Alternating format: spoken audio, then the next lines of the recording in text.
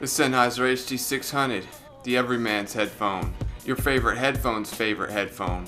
Is it still relevant today? Is it overrated?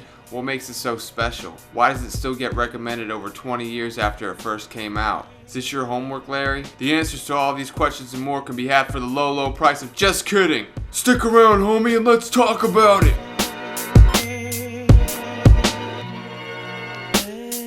Greetings, comrades. Stuart Charles here, HomeStudioBasics.com, helping you make sound decisions leading to a beautiful audio experience that will make you fall in love with music all over again. So, before we get started, all links to these products as well as any articles related will be down below in the description box. Check out my gear recommendations as well for most of my top picks, all in one place. If you do purchase through one of my Drop or Amazon links, I will get a small kickback depending on where you live.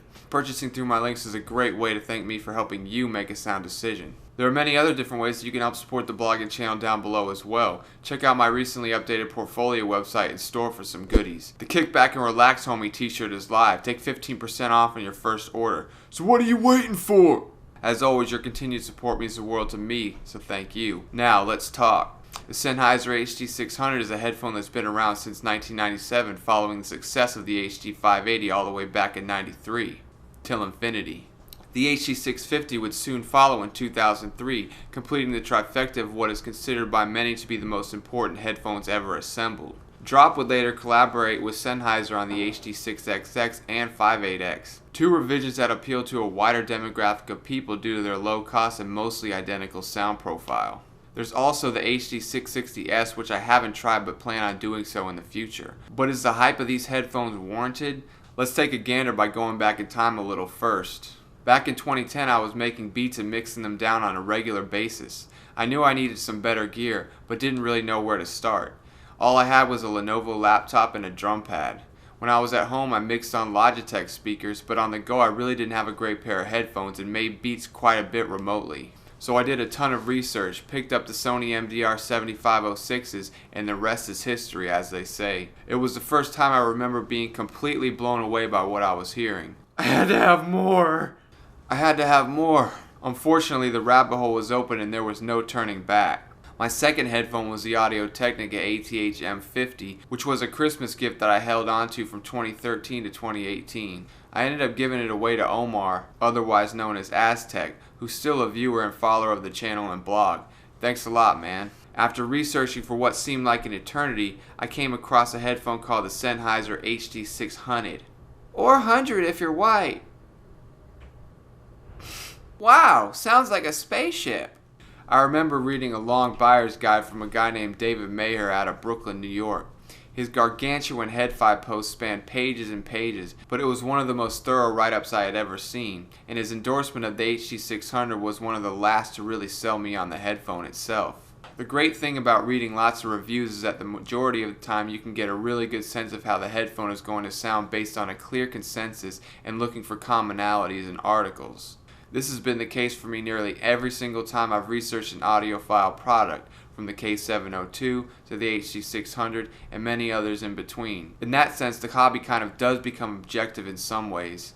For as much as people bicker, I'd go out on a limb to say that being mostly in agreement about a particular headphone or product probably happens more often than we would like to admit. You know, because EP is flexing and all that. My prick is better and longer than yours, and now it comes with a money-back guarantee. No pun intended. I happen to think that the folks who try to combat you on every little thing you say are likely the exception and not the rule. So piss off! Most people just want to listen to their music and have fun doing so. So, is the HD600 still relevant today?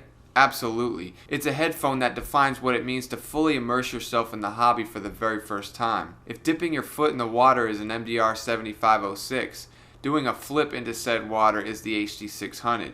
I'm going to jump! No! Do a flip! Once you hear it, you will begin to understand that there's a lot more to audio than you ever thought was possible. Take for instance a friend of mine last year who tried the Hd600 for the first time. The experience for her was so mind-blowing that she never wanted to leave her room, a common reaction for a newbie. This is in large part due to the effortlessness of the sound.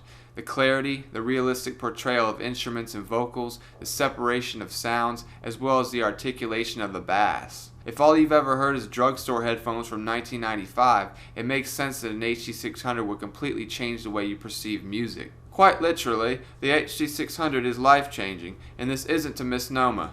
Let's face it, the majority of people have never actually heard what a good headphone is supposed to sound like. I was no different. Before 2010, I had no idea that good headphones were even a thing. I actually thought, and this is kind of embarrassing to admit, that good equaled the drugstore variety. You know what I'm talking about. Those cheap as dirt Maxells and Jensens that you'd find on the bottom shelf of your local Eckerd, collecting dust. The kind that came in that plastic package that you had to have a blowtorch just to open. Yeah, I'm showing my age a little bit. What of it? Haha! Not only did we sucker you into buying our shitty product, but now you can't even use it. Joke's on you, chum. Back in my day, we had Eckerd and Car Drug. None of this newfangled CVS pharmacy bullshit. No siree, Bob. We had authentic drugstores. The kind that you'd walk 15 miles in the snow to get to. Just for a taste of that juicy Jensen audio.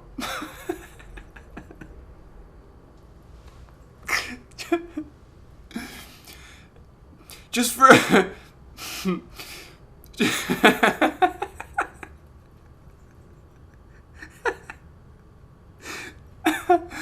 It wasn't until that fateful day in 2010 that my life was changed forever. It wasn't like lifting a blanket off of the sound. It was more like discovering an ancient artifact buried 150 miles below the surface of the earth. Yay, archaeology! The HD600 only magnified that sentiment. It's a headphone that truly represents music in its most raw, unaltered form. Good or bad. You really get a sense for not only how the artist intended for the music to sound, but if they produced a decent mixdown and master as well. All of the song's strengths and weaknesses, if applicable, are exposed and available to you, free of charge. This is really eye-opening when you consider that you probably have never actually heard the song until now. Until you put it on an HD600 and marvel at just how revealing it is, you're still only getting a fraction of what's actually there. Every time I think that the HD600 has become irrelevant or outdated, I put one on my head and fall in love with music. All over again. See what I did there? I use that hook in my videos for a reason, because it's true. A headphone like this will undoubtedly have you clamoring to find and listen to all of those old classics that have long since been forgotten about. I remember coming across an Amazon review some years back that I still have linked in my official article. It said something to the effect of, "It's like hearing those songs for the very first time." Nothing could be more accurate than that. Does the HD600 have issues? Sure. The mid-range is a bit too forward for my taste, but outside of that I absolutely adore it.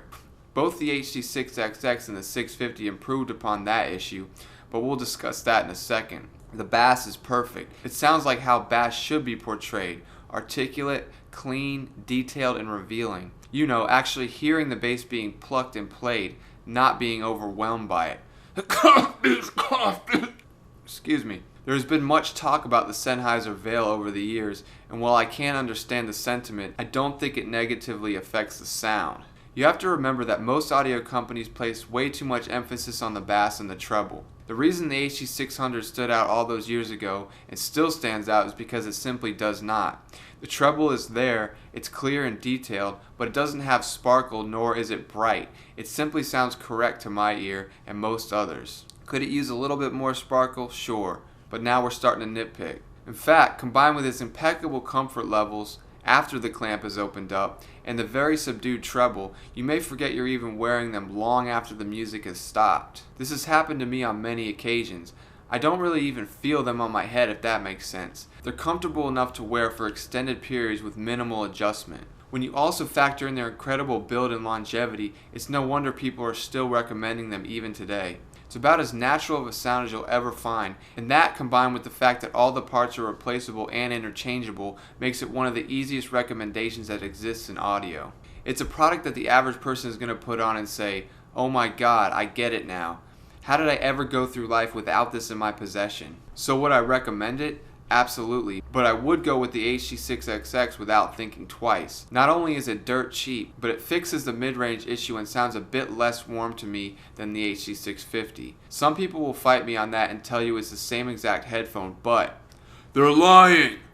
Nah, it's just personal taste. I truly thought that the HD6XX struck a perfect balance between the two forward mids of the HD600 and the too relaxed / too laid back sound of the HD650. It could have been my imagination, and I'm fully aware of that. So what are you waiting for? Check the articles down below and scoop one up today. Also check out my store link for some setup ideas with regards to an amplifier and DAC. If you need some help, definitely comment down below and let me know. I'd be happy to help you find an amazing amp DAC for this headphone. Well, that's about it for today, my friend. Leave me some love in the comments. Don't forget to subscribe for more great content like this, and turn on bell notifications while you're at it. If you really like what I do here and you want to support the channel in a more personal way, hit that Patreon link down below and check out all the value I have to offer you. And last but not least, don't forget to ask me about my grandchildren. Don't feed the troll, and most importantly, don't ever give up. Check. Review brought to you by Stu. Here's the coda. I'm nasty on the mic. Call me warm soda. Chopped up this beat real fine like cold produce. Steady in my veggies so I can focus on my David Copperfield. Y'all hocus pocus. A little loopy when I wrote this. Esoteric dopeness. Cultivating the will of a soldier. Fighting through the pain like Dooku. I told ya, sold you on my style. Snapping on cats like Private Pile. I get semi-wild every once in a while. 911 on the dial. Alone at the top with no rival. Dark is my world without a Bible. Without God's love there's no survival. So my mindset is tribal. Yeah, my mindset is tribal. Yeah, my mindset is tribal.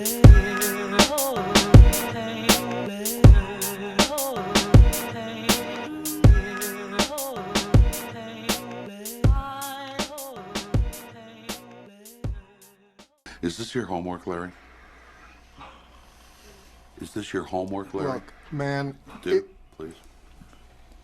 Is this your homework, Larry? Just ask him about the car, man. Is this yours, Larry? Is this your homework, Larry? Is that your car out front? Is this your homework, Larry? We know it's his fucking homework. Where's the fucking money, you little brat? Look, Larry.